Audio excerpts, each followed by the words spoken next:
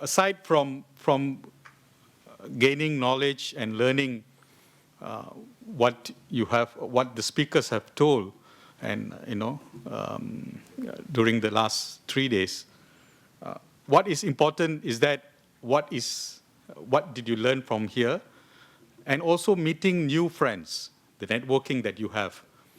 I always say to the young leaders, you must have this network, keep this relationship, this link, and because of you have all, I guess all of you have smartphones and all that. It's easy to connect nowadays. And my speech today, or my address today, will be the theme will be change in continuity. And this theme has been espoused by my foreign minister recently, and I could not agree more with that. And this has many folds. In a way, you are an agent of change. Senor Felipe has mentioned about change, and I think Ms. Janice Leong also mentioned about you being an agent of change. And this is certainly a change. You are a change, an agent of change in continuity. And what do I mean by this? I will come back to you in a moment. When you see me here and listen to what I say, one of the important organs you use is your ear. Now, in the course that you have just completed, these 3 letters may be significant. The first letter, E, can be used for, I've seen that in the course, one of the topics, etiquette. A for adapt, and R for relevant. And these would be the takeaway points for you today. Etiquette, I believe you have covered during the course of your 3 days here. Adapt will be how we have to change. May it be perception, the way we do things, as well as the use of technology. And relevant would be the question of how will diplomacy remain relevant. Now, people used to say that the definition of diplomats, probably you have heard this before, that they are the people who can tell you to go to hell in a way that you look forward to going to that place, and you even ask for directions. Some people say diplomats are honest men and women sent abroad to lie for the good of their country. Others say diplomats are officials who can step on someone's toes without spoiling the shine on their shoes. But I'm not here to tell you to go to hell. Neither am I here to tell a lie. What I'm going to do is to share my own experiences as a diplomat, as an ambassador of my country. We tend to associate the word diplomacy with embassies, international relations, and high politics. But it really refers to a set of skills that matter in many areas of daily life, especially at the office and on the landing outside the slammed doors of your loved ones' bedrooms. Diplomacy is the art of advancing an idea or cause without unnecessarily inflaming passions or unleashing a catastrophe. It involves an understanding of the many facets of human nature that can undermine agreement and stoke conflict, and a commitment to unpicking this with foresight and grace. The diplomat remembers, first and foremost, that some of the vehemence with which we can insist on having our way draws energy from an overall sense of not being respected or heard within a relationship. Now, when I joined the diplomatic service in the last millennium, probably some of you not born yet, the world not only witnessed the end of the Cold War, but also saw the beginning and continuation of the Gulf War. This era was significant as we could literally see the war developing while we were in the comforts of our own homes. We were then going through what was termed as the CNN effect. People from other parts of the world could see what was happening across the world, and a new trend of involvement began. Humanitarian concerns overtook political and economic concerns. A change has started. Business is not as usual. We have also witnessed the birth of a new country in recent times, i.e. in 2011, through humanitarian intervention, coupled with what was termed as positive celebrity activism. The power of media and how this can be used to create worldwide influence cannot be underestimated. And a recent example, if you have read recently, Nicki Minaj pulling out from a concert in Saudi Arabia. Why do celebrities do this? The advent of technology had made policymakers having to react instantaneously. No longer can policies be developed in isolation. Policymakers have to take into account of what is actually happening on the ground and react to that almost instantaneously. We also have the world at our fingertips, literally, which makes communication and gathering of information at real time. Policymakers and political masters used to have to rely on newspapers and cables from diplomatic missions. This was done through coded messages and encryption. It used to be a long process, but now cut short by information technology.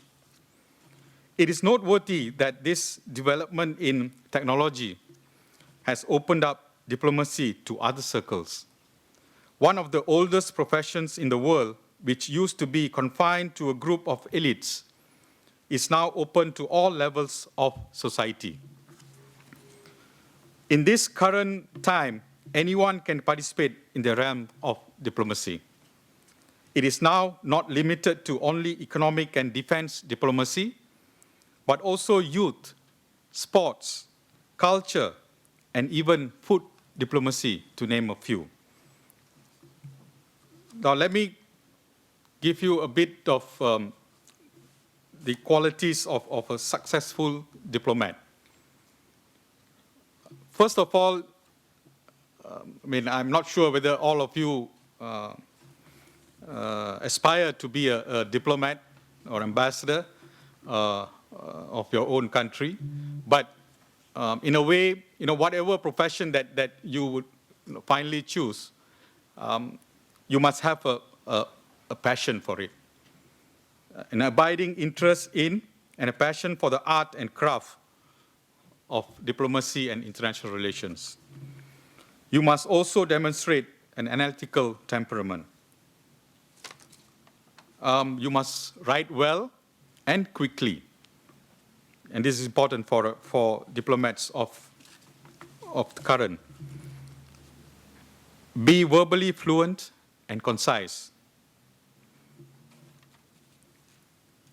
Ensure meticulous attention to detail. Be a tough and effective negotiator. Build long-term physical and mental stamina. Accept dangerous assignments. Diplomats, let me elaborate here a bit. Diplomats frequently serve in menacing localities. Sometimes you die in the line of duty. From Libya to Iraq to Afghanistan and beyond, this is not a line of work only conducted in rarefied surroundings. let me reflect to you, let me give to you my own experience. I was once posted to Baghdad, Iraq, in 1992, for 2 years, 1998 to 1999. I was there after the first Gulf War, before the second Gulf War. Now, I experienced one bombing in December, if you remember, during the height of, during the presidency of Bill Clinton. Yeah. He ordered for Iraq to be bombed, specifically Baghdad. And I was there to witness the devastation that happened in Baghdad. And how we'll deal with the situation, how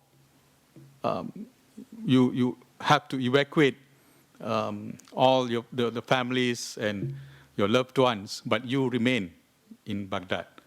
I mean, you remain at your station, and you keep on flying your flag and making sure that your interests are taken care of.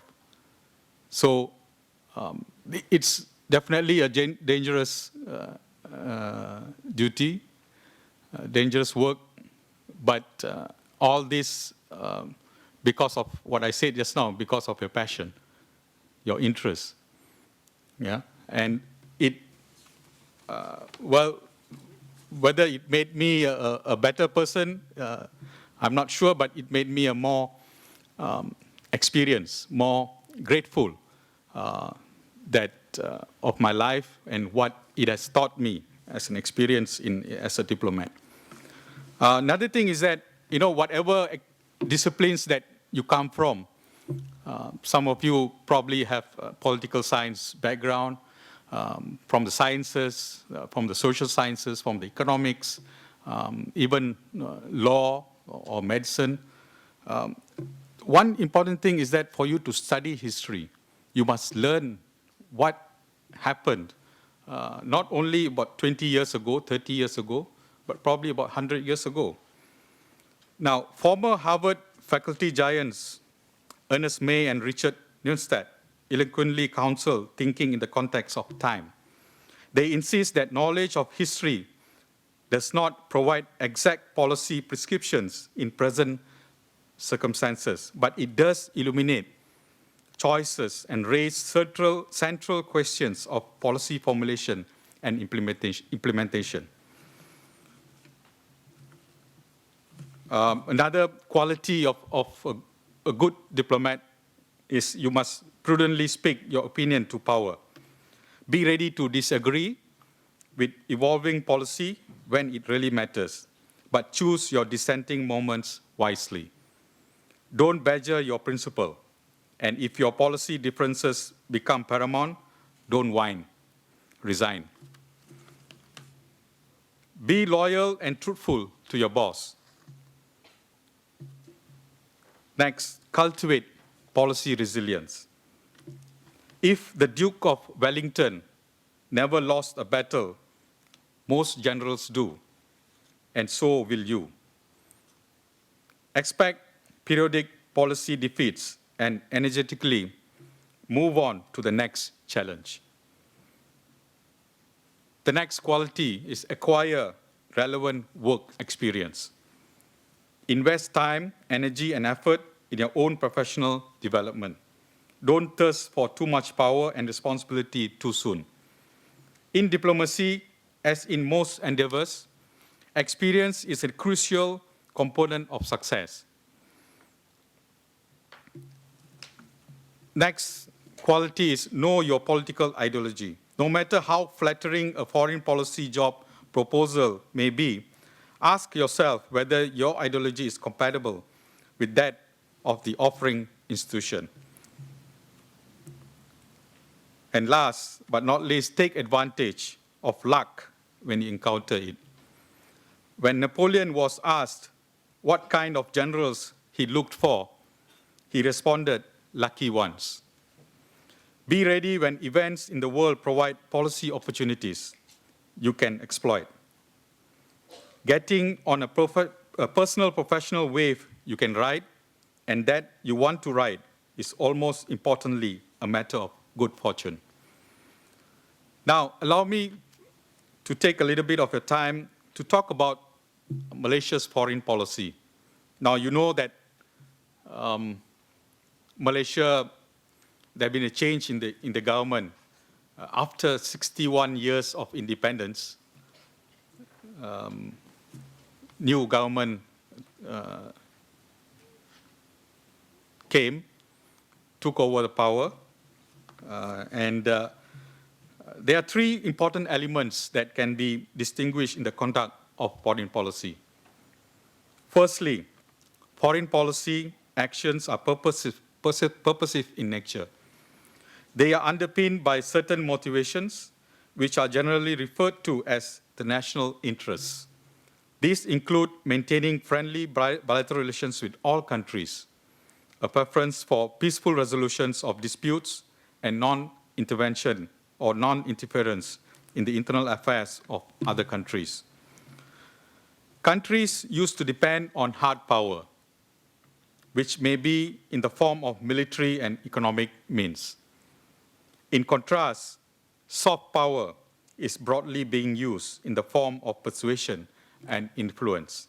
Again, this is a change we have embraced, and we adapt to this change in order for us to remain relevant.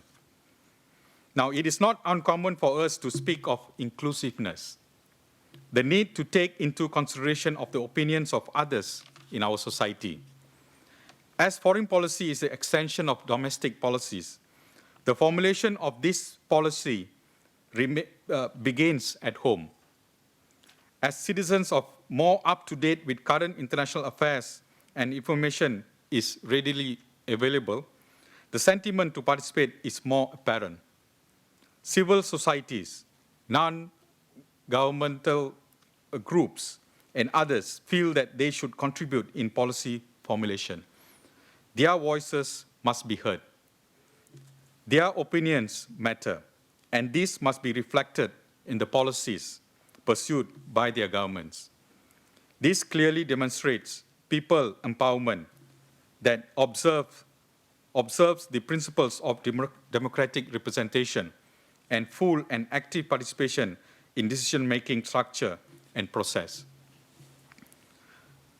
The new Malaysian government has set up a consultative council on foreign policy that consists of representatives of diverse backgrounds in order for them to provide relevant inputs and insights from the varied perspectives of the stakeholders. Enhanced engagement with the media is also actively pursued to increase public interest in foreign affairs, with the hope to encourage public discourse and participation in foreign policy formulation. On this note, some of the issues that Malaysia addresses at the international level may reflect this, namely our position on Palestine, Rohingya, the palm oil issue, the use of plastic, and the Industrial Revolution 4.0, for instance. So far, I have highlighted only the changes in the tools of foreign policy formulation. We must also realize the changes in the challenges that we face day to day. These are the non-traditional threats that not only Malaysia encounters, but all countries all over the world. Issues such as irregular movement of people, human trafficking, terrorism, and cybersecurity are gaining more momentum. One country would not be able to find solutions to this problem on their own. This needs multi-state solutions. Countries would need to work together. May this be in the form of regional effort or in a multilateral context. And this leads us to the importance of ASEAN in Malaysia's foreign policy. ASEAN has always been regarded as the cornerstone of our foreign policy. Now, this foundation is on the basis that ASEAN has been vital in putting all its members where we are now today, The beauty of ASEAN may not be replicated elsewhere in the world, as the history and background of this group is unique. And because of this, we treasure the mechanism it offers and hope to move the group forward and evolve in this ever-changing world. Looking back over the years that I have been actively involved in foreign affairs, I can conclude that the world is fast-changing and unpredictable. Thus, the need for us to learn to adapt in order to stay relevant. This does not only apply to diplomats, but to all professions across the board. And what is important is also to recognize the rules of the game or etiquette of all the situations you are in. This is to ensure you are recognized and respected in whatever you do, and to be resilient to change to ensure a robust future. With that, I thank you.